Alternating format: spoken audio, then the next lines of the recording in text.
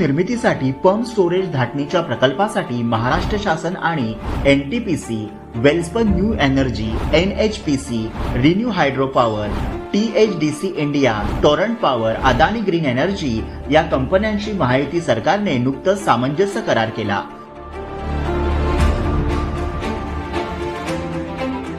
ज्यामध्ये 62,550 इतकी रोजगार निर्मिती होणार आहे.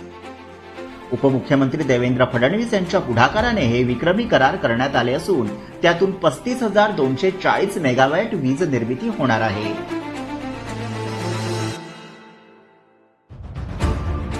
राज्यातील या प्रकल्पांमध्ये सुमारे 1,88,750 कोटी रुपयांची गुंतवणूक तर राज्यात 2030 पर्यंत